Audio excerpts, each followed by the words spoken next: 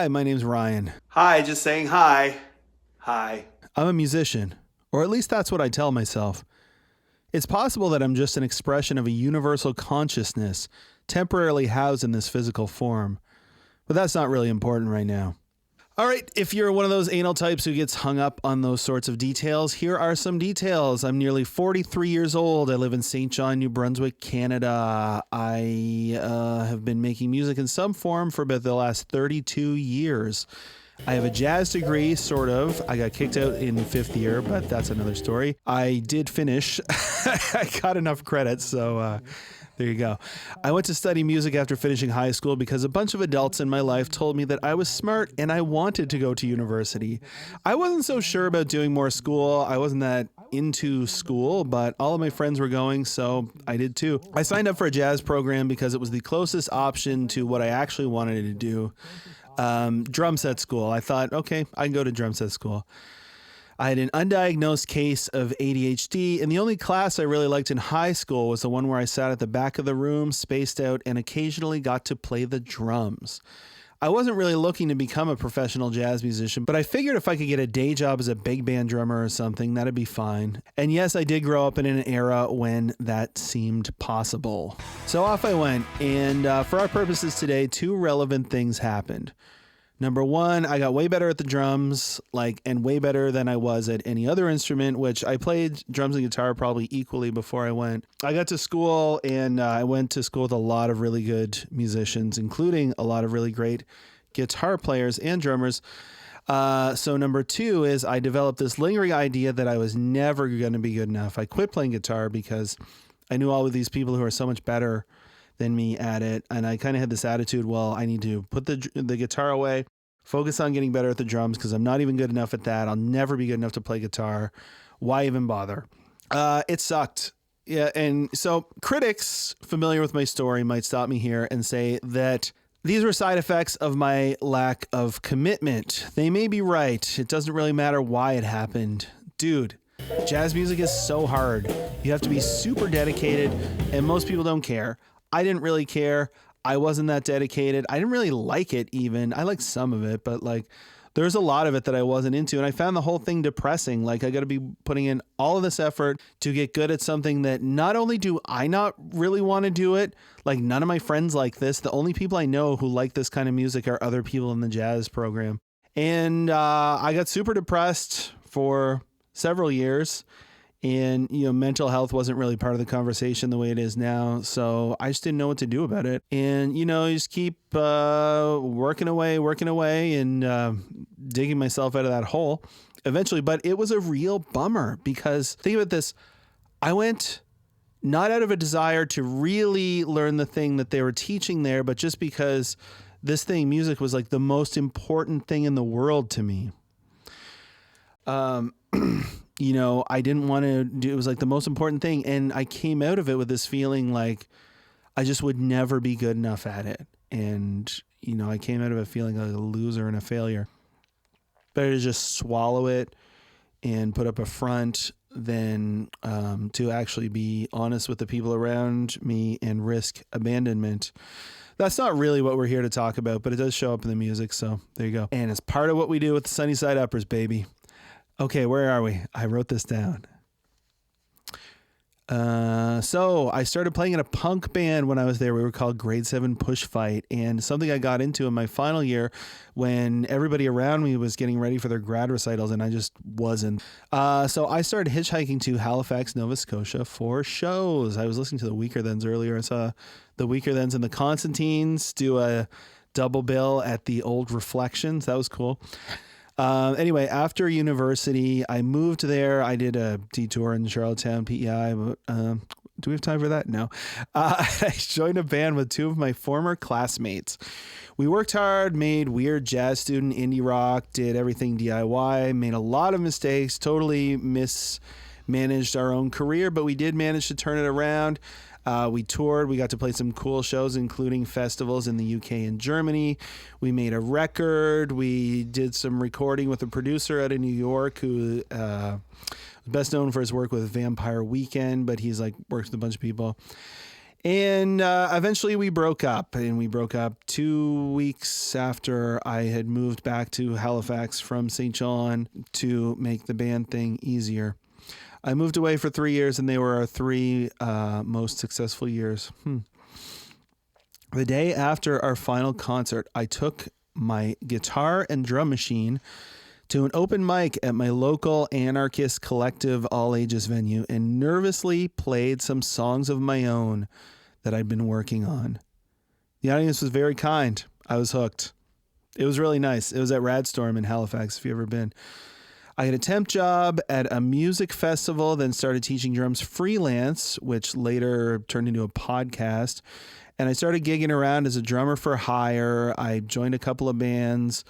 I played some cool one-off shows. Let's cut to some video of me playing in Toronto with Jen Grant here.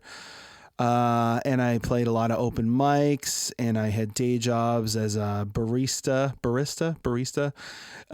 I shoveled snow. I worked as an auto detailer. I busked. I've had a lot of odd jobs.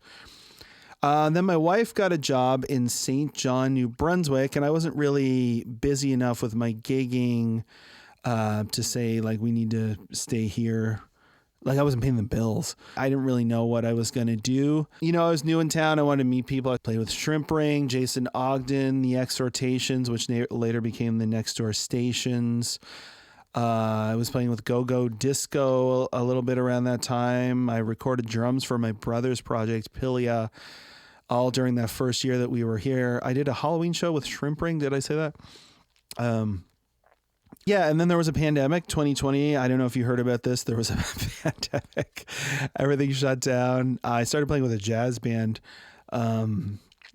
later that year. But that kind of really slowed things down on the gigging end of things anyway.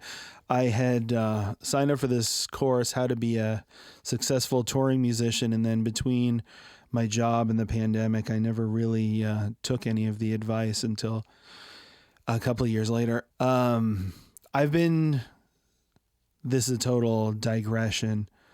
My gut's telling me not to do it. So I'll just say I've been kind of an information junkie for a long time, signing up for online courses, reading blogs, the 5 things you must be doing right now to make your music career happen. And like, I have 77 monthly listeners on Spotify right now, and that was a surprise to me. I'm up 43% from last month, which, I'll take it. I will not take home any money, but whatever. Whatever, right? What do you say? Whatever. We're here. We're relatively healthy. I have a lot to be thankful for. Okay, where are we? Yes, there was a global pandemic. Then we had kids. I got 2 beautiful kids. I love them. But I can't just hit the road for 2 months, let alone 2 years. So yeah, in between that, I picked away at my own music. I made recordings on my own, and with my old bandmate Adam, I busked. I played open mics. I played cover gigs that hopefully none of my friends would ever find out about, and played a couple of shows under my own name, which was really nerve-wracking but gratifying. And yeah, I tried to work at it as much as possible when I wasn't at work or playing drums in other bands or working on my podcast or whatever. Anyway, fast forward to last fall, I lost my job. I was not expecting to lose my job, but I did. And, crisis-tunity. Now I got to figure out something else to do. There's a teacher shortage here in New Brunswick, and I spent the last few months of the school year working as a sub, despite not having an education degree. It can be really rewarding. It's also really challenging. It is not an easy job. As I know, like 10 years ago, I talked to people with teaching degrees when I was a waiter at a seafood restaurant, and like they were working there, they couldn't even get sub work, and now it's totally the opposite. And it also seems like if I just, sign up and go to school, I'm basically deciding that I am not going to be a full-time musician, right? Like this is going to be the career path, and I can still do it on the side. My friend Chad Peck does so quite successfully. He's got a band. They just put out a record. They're great. They do well. He did a tour opening for Bob Mould in the States, in the US. Not that I'm expecting to go there anytime soon. Another story. And he, Jay Mascis played on his last record. Like, it is totally possible. He doesn't have kids. So, there is that. And he's also been doing the teaching thing for a while. So he's got that under his belt. But it really feels to me like if I am going to do that, I can't do. Oh, wait a minute. I'm skipping. Okay. It seems like an opportune time to get my degree and get on that career path. It also seems like if I do that, I'm pretty much deciding that I'll never be a full-time musician on my own terms. Is that even what I really want? I used to think it was. Back in my 20s, the thought of living in a van, sleeping on floors, and playing shows every night seemed like the most glamorous life imaginable. Now, it kind of needs to seem worthwhile in some way or I'm not that interested.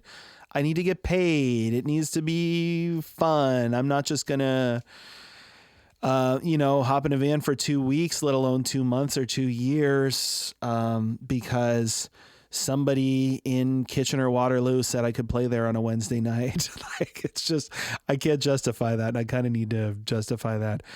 I'm not about to move to Toronto or Montreal, let alone New York or LA. Is it even possible to make a living doing this in my situation? Everybody knows streaming isn't really paying. I did get a good payday a couple of years ago when CBC Radio 3 picked up a couple of my songs. That channel was discontinued, so that revenue stream is gone. I think it's hit a lot of Canadian indie musicians pretty hard. But that seemed like a way that I could make recording make financial sense. Now we're back to just like, I do it because I have to do it. Is this a thing that I can make a living at? I don't know. But I'm giving myself 1 year to find out. So here's what we're going to do. If I don't have a viable career path by August 1st, 2026, I'm out of the game. I'll never stop making music. I can't. I need it for my own psychological well-being. But I am also not going to pretend that it's my full-time job. I'll go back to school, get my education degree, and become a teacher. Until then, I'm going to do everything I can. I'm okay with failing because the thing I want to do is impossible. If it's impossible, it's impossible. Like, what am I going to do with that? But I am not okay with failing because I didn't try. I don't want to die wondering what if. And I also don't want to, have 1 foot in the band world and 1 foot in the whatever else world for the next decade or whatever. So here's what we're going to do. I'm going to post my efforts and I'm going to document my efforts and my results right here. I'm going to make a little trippy video montage of any highlights or colorful characters I meet. People in the local scene, other musicians, interesting stuff that happens, people I meet playing music on the street. I got a gig playing on the Digby Ferry the next bunch of weeks this summer. And it's an interesting one because the people you meet there very rarely are like, quote unquote, my people. I played to a bus full of American tourists last week, and it was really fun. One of the ladies told me that she had been a dancer on Broadway, and she was in Hair. It was the only show that she'd done that she thought I'd heard of. So you never know who you're going to meet. All right, where are we at? Every week, I'm going to post my efforts, my results, any highlights or colorful characters that emerge. Already said that. I hope you'll join me for the ride. See you next week.